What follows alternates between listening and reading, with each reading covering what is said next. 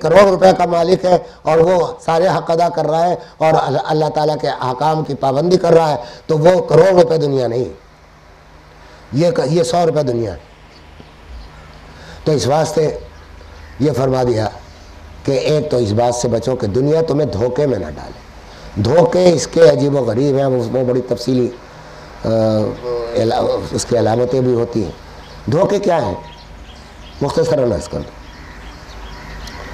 کہ دنیا کی محبت، اصل میں تو بات یہ ہے کہ دنیا کی محبت جڑ ہے ساری خرابیوں کی، اور وہ محبت کے معنی وہی ہے جو میں نے ابھی بیان کی، وہ محبت نہیں ہے جو جائز ہے۔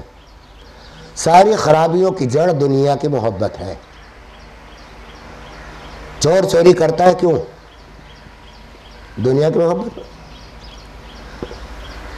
زانی زنا کرتا ہے تو خواہشات کی لذتوں کی پیچھے پڑنے کے لیے۔ ڈاکو ڈاکہ ڈالتا ہے، قاتل قتل کرتا ہے، اور حاسد حسد کرتا ہے، ظالم ظلم کرتا ہے۔ غور کیجیے گا اس کے پیچھے کیا ہے؟ دنیا کی محبت ہے۔ یہ دنیا کی محبت ساری خرابیوں کی جڑ ہے، اور اسی لیے دنیا کی محبت کو دل میں جمانے کے لیے شیطان اپنے سارے حربے استعمال کرتا ہے، اور دنیا دھوکے دیتی ہے کہ وہ دنیا کی مثال ہمارے بزرگوں نے، شیخ سعدی نے دنیا کو کہا ہے مارے منقش، کہ ایسا سانپ جو اوپر سے تو بڑا رنگین خوبصورت نظر آ رہا ہے، اس کے اوپر بڑے ڈیزائن بنے ہوئے، اندر زہر بھرا ہوا۔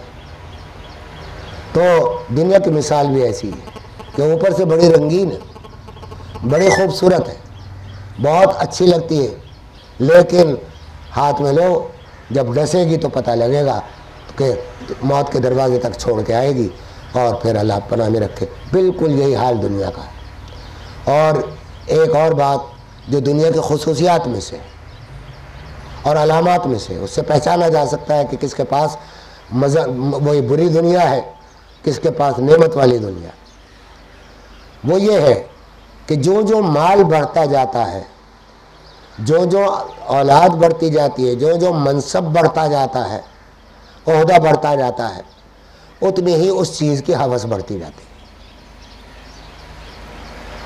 آج آپ اپنے معاشرے میں دیکھ لیجئے، کبھی کبھی تعجب ہوتا ہے کہ میں ان لوگوں کو دیکھتا ہوں جن کو آج میڈیا کے کہنے کے مطابق کہ پوری دنیا میں تیسرے یا چوتھے نمبر کے مالدار ہیں،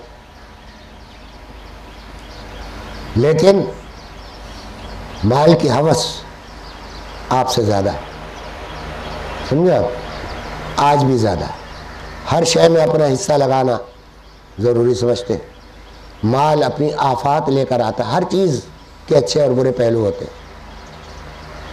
جس طرح مال جہنم کے دروازے تک چھوڑ کر آتا ہے اگر غلط ہے اور اس سے توبہ نہیں کی گئی، اسی طرح علم کی بھی آفات ہوتی، اور یہ علماء اس معاملے میں بڑے خطرے میں، خاص طور پر وہ لوگ ایسے علماء جو کونوں میں بیٹھے ہوئے اللہ اللہ کر رہے ہیں، وہ پھر ان کے خطرات کم ہیں، لیکن وہ لوگ جو دعوت و ارشاد کا کام کر رہے ہیں، تصنیف و تالیف کا کام کر رہے ہیں، کچھ اور درس و تدریس کا کام کر رہے ہیں، وہ زیادہ خطرے میں۔ تو اس واسطے یہ ان کے ڈرنے کی چیز ہے کہ علم کی آفات ہے، جس طرح مال کی آفات ہے اس طرح علم کی آفات ہے، اسی طرح آل اولاد کی آفات ہے، گھروں کی آفات ہے۔ علم کی آفات میں سے ایک یہ ہے کہ میں اپنے آپ کو بڑا عالم سمجھتے ہیں کہ میں بڑا عالم ہوں، یہ لوگ جو میرے پاس میری بات سننے آئے ہیں یہ کچھ نہیں جانتے، ان کو میں حقیر سمجھنے لگوں اپنے علم کی بنا پر۔ تو یہ علم پھر ایسا وبال بنتا ہے کہ اللہ پناہ میں رکھے، اس کے واقعات حدیث میں آتے ہیں کہ اللہ تعالیٰ بچائے ہر اس شخص کو جو اس دوراہے پر کھڑا ہے یا ایسا کام کر رہا ہے، تو ڈر کے کرنا چاہیے۔ اسی طرح اولاد کی آفات ہے کہ اولاد کی محبت دلوں میں گھس جاتی ہے تو پھر اس کے لیے سبھی کچھ آدمی اچھا اور برا کرنے پر تیار ہو جاتا ہے، چھوڑنے کو تیار نہیں ہوتا۔ رات کا ایک واقعہ سنا دوں۔ اتوار کو میرے یہاں اکثر میری شادی شدہ بیٹی کبھی ایک کبھی دوسری جمع ہو جاتی، تو میرے داماد آئے ہوئے تھے اور بیٹی بھی تھی. کھانا معلوم ہوا کہ ان کو ایک شادی میں جانا ہے، تو میری بیٹی مجھ سے پوچھنے لگی کہ ابو یہ بتائیے کہ جن کی شادی میں ہمیں جانا ہے ان کی آمدنی جائز نہیں، بینک کے ملازم ہیں، ساری آمدنی اسی سے آتی ہے، اسی سے خرچہ ہوتا ہے، لیکن عزیزداری اتنی قریب ہے کہ ان کے سگے بھتیجے، نہیں سگے نہیں، سوتیلے باپ کے بھتیجے ان کا حق ہے. تو اب آپ ہمیں مشورہ دیجیے کہ ہم کیا کریں. میں نے کہا بھائی مجھ سے مشورہ مانگتے ہو تو پھر مشورہ تو یہ ہے کہ کھانا تو میرے ساتھ کھاؤ، اور اتنی دیر سے چاہو، جانا ضروری ہے، یہ مت کرو کہ نہ جاؤ، ضرور جاؤ، لیکن اتنی دیر سے جاؤ کہ کھانا وہاں ہو چکا ہو یا ہو رہا ہو.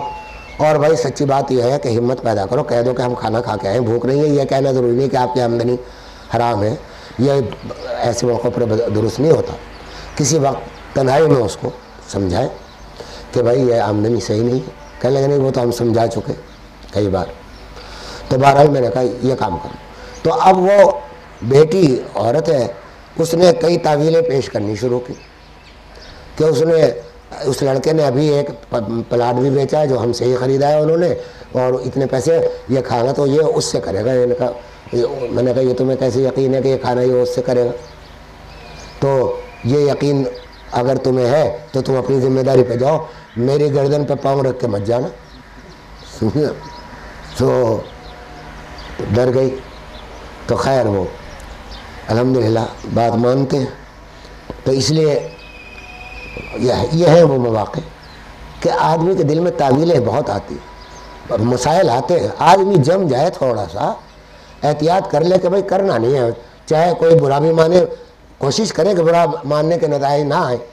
اپنا معاملہ ایسا رکھ لے کہ جس سے ہو، جیسا کہ میں نے عرض کیا کہ اس طرح کہہ دینا کہ بھائی کھانا کھا کے بھوک لگ رہی تھی کھانا کھا لیا، تو اس واسطے معاملہ ایسا کرے، لیکن غلط کام کرنے پر نہ آئے، تعویلات میں نہ پھنسے.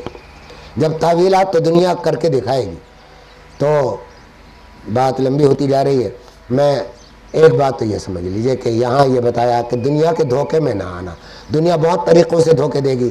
ایک بات ضرور سمجھ لیجئے، اس پر میں اگر چاہوں تو قسم بھی کھا سکتا ہوں، کھاتا نہیں ہوں، سمجھا آپ، لیکن کر کے دیکھ لیجئے کہ ایک مرتبہ ہمت کر کے اللہ سے کہہ دیجئے